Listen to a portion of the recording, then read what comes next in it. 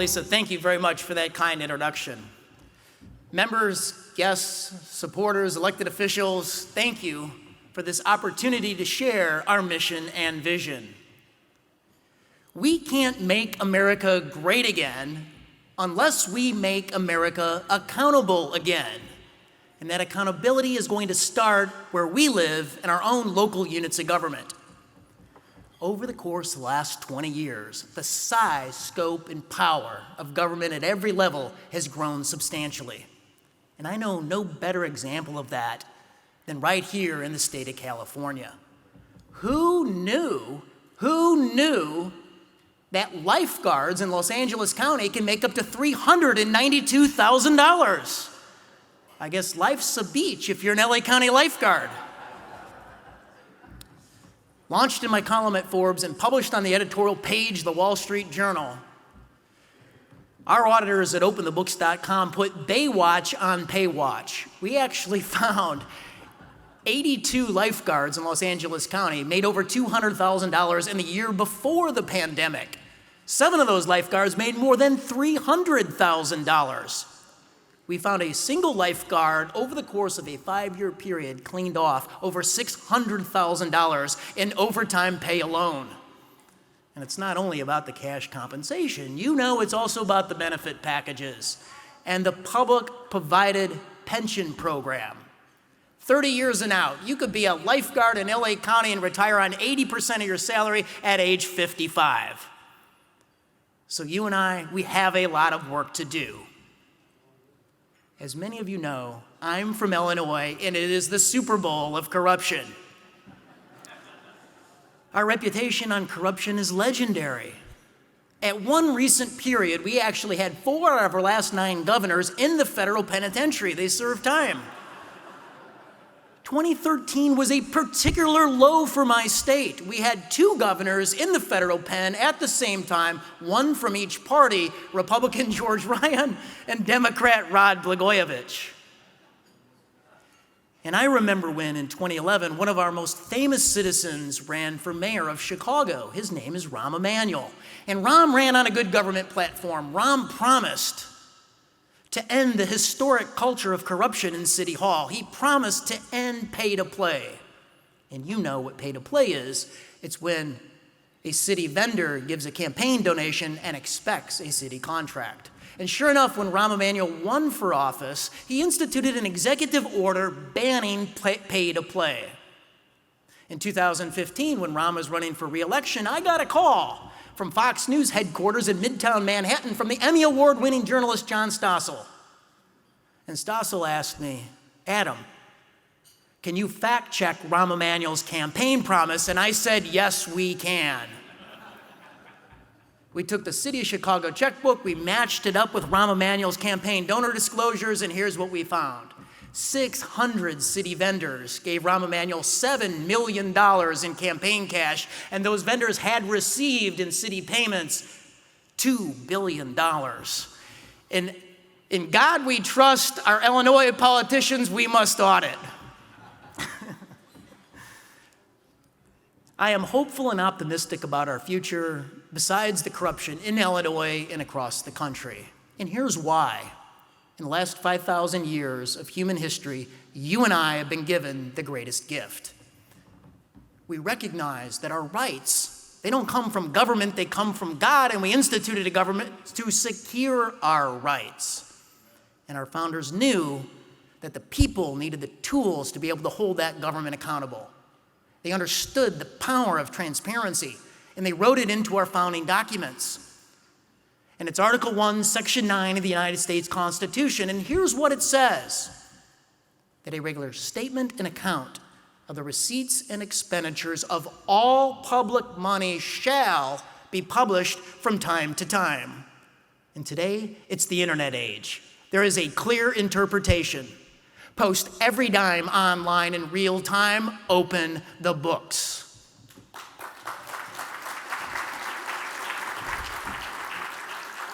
And that's our mission at OpenTheBooks.com, to take every dime taxed and spent at every level of government, federal, state, and local, capture it, and put it on our website so everybody can see it, so people can follow the money. To that end, last year we filed 40,000 Freedom of Information sunshine requests, and we successfully captured nearly $8 trillion of federal, state, and local spending. Nobody has ever filed 40,000 sunshine requests in the history of the country. This is what our database is comprised of.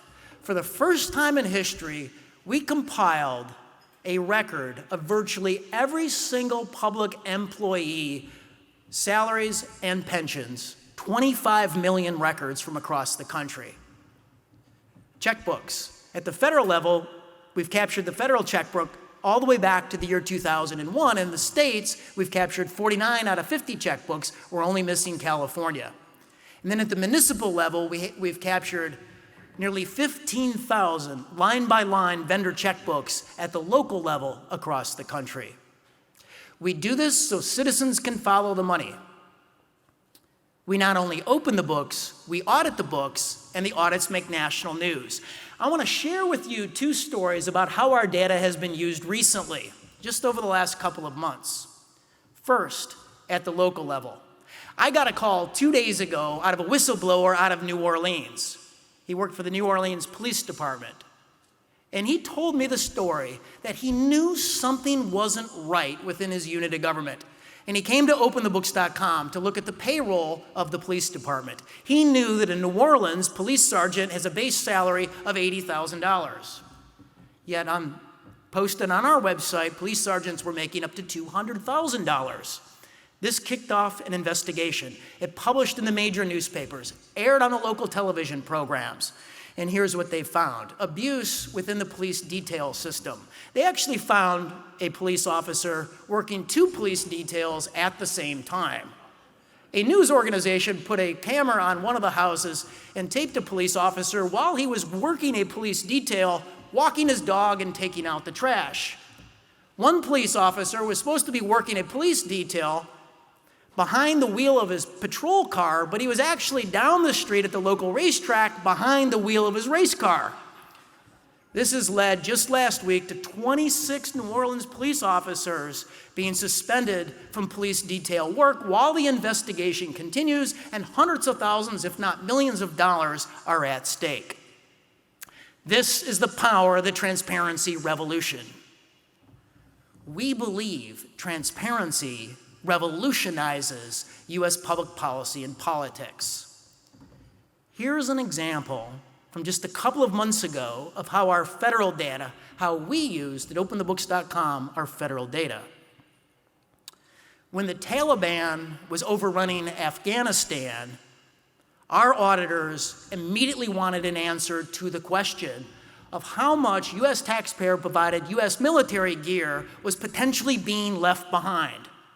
And quickly, we launched this story. We broke this story on a national and international basis. We quantified $82.9 billion of U.S. military gear and training that had been provided since 2001 over a 20-year period to the Afghan National Security Forces and the Afghan National Army. As the Taliban took over the entire country, they captured the entire war chest of that gear. And we turned the Taliban into a major U.S. arms dealer for the next decade. Here is a breakdown of what we left behind. 600,000 weapons. That includes 350,000 rifles, M4s and M16s. 65,000 machine guns. 25,000 grenade launchers. 2,500 howitzers and mortars. The howitzer is a modern-day cannon that can take out a road, a bridge, or an airport runway. We left behind 75,000 military vehicles. That's 50,000 tactical vehicles, 25,000 Humvees. Each Humvee, on average, costs the American taxpayer roughly $92,000 apiece. We left behind up to 1,000 mine-resistant vehicles. Each of those cost between $300,000 and $750,000 apiece. If we ever go back into Afghanistan, we have lost the nighttime advantage. We left behind 16,000 pieces of night vision and thermal imaging devices in Afghanistan. Night vision goggles are expensive, between $2,500 and $5,000 a piece. We left behind thermal imaging sniper rifle sights that cost up to $36,000 a piece. If we ever go back into Afghanistan, we've lost the nighttime advantage and it's going to cost us in terms of our military lives and our national treasure. We launched our findings internationally with 3 minutes live on the BBC World News, domestically in my column at Forbes and on Fox News. Fox News ran that segment 8 times, and even the Washington Post was hyperlinking to our website with their fact checker as they fact check politicians and their statements on the weaponry left behind. Now, the Bible says the truth will set you free. It doesn't say the narrative will set you free. But at the time that we were running this information out, the Biden administration started to run the narrative that this was the most successful extraction of a military force in U.S. history. And it wasn't true. We used hard data and government audit reports to hold the Biden administration accountable for their hasty exit. My name is Andrzejewski, and we have a lot of work to do. I believe that transparency transforms U.S. public policy and politics, and today I'm going to invite you to embrace the transparency revolution. You know, I was thinking about this as I prepared the talk this morning. Just a few miles from here over on Coronado Island, the Navy SEALs do their training. They are doing the hard work. Our work is hard, but it is also the easy work by comparison. I'm going to give you 3 simple steps on how to embrace the power of transparency. Number 1, this is really easy. Open the books. Post all your financial information proactively on your own websites as an elected official. Open up everything, your line-by-line vendor spending, your payroll, the bonuses that you divvy out, the credit card spending, put the statements up there. Embrace sunshine, walk arm in arm with your citizenry, show them you've got nothing to hide. Citizens want to see the money. It's a 99% issue. Show them the money. Do not act like California. The state comptroller has rejected our Freedom of Information Act request for the state checkbook. And California is the only state that doesn't provide this. She rejected our request saying that she couldn't, quote unquote, her words, locate any of the 50 million transactions that she paid last year. We're not buying it. She's actually made the argument in court. She does a balancing test. She said the public interest served by not disclosing the record clearly outweighs the public interest in disclosure of the record. And that begs the question, do we have a representative republic if our representatives hide their spending from the people and then claim that they're doing it for our own good? Instead of embracing the California way, embrace the Utah way. The Utah state auditor, John Frugal Dougal, he's probably the most transparent elected official in the entire country. He's literally put every dime online in as real time as possible at every level of Utah government, even including school districts. And good policy is good politics. John Frugal Dougal has won statewide elections in the state of Utah with more votes ever than anybody else in the history of the state, and that includes Senators Orrin Hatch and Mitch Romney. Good policy is good politics. Here's the second simple way you can embrace the transparency revolution. Declare war on waste.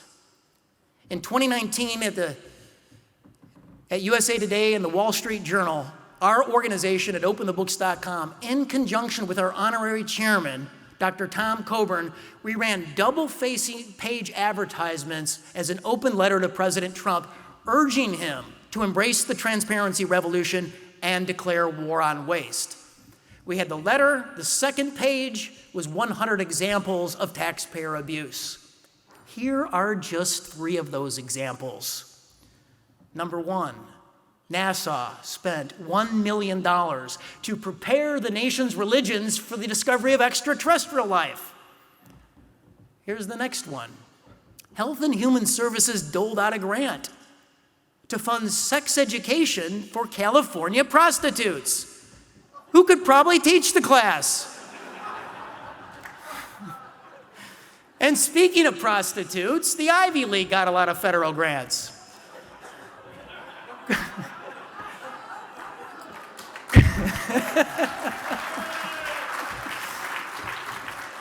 Cornell University took a $1 million grant for a study where it hurts the most to be stung by a bee. Turns out it's the nostril.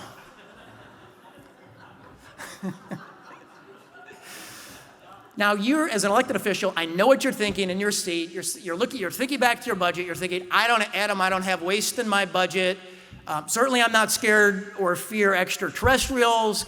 God forbid if our public money is going to prostitutes and we're not funding bee studies. Please take a deeper dive. We've never investigated a unit of government and found things running perfectly well. Identify your waste, cap your waste, and cut your waste. Defend your taxpayers. Come in and do more. Run a leaner unit of government. We think it's a winner also at the ballot box. Good policy is good politics. Here's the third simple way you can embrace the transparency revolution. Read the bill. If you're a legislator, don't vote for any bill that you have not read.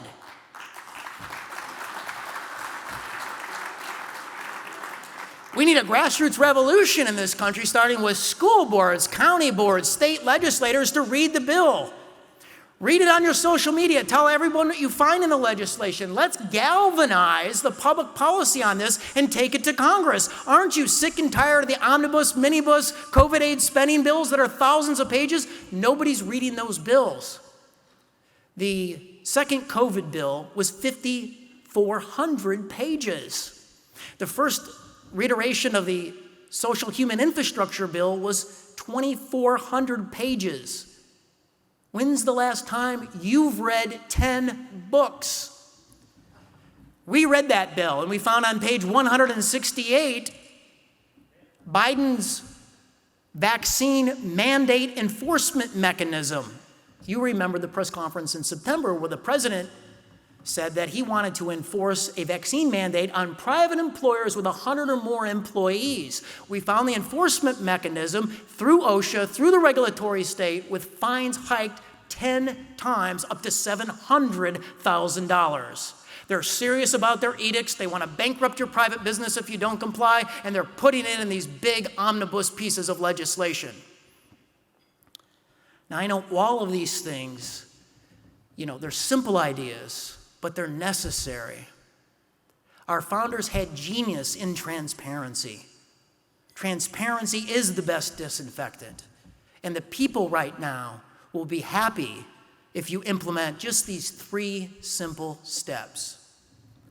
I want to give you a closing example of just how powerful this is for an American politician.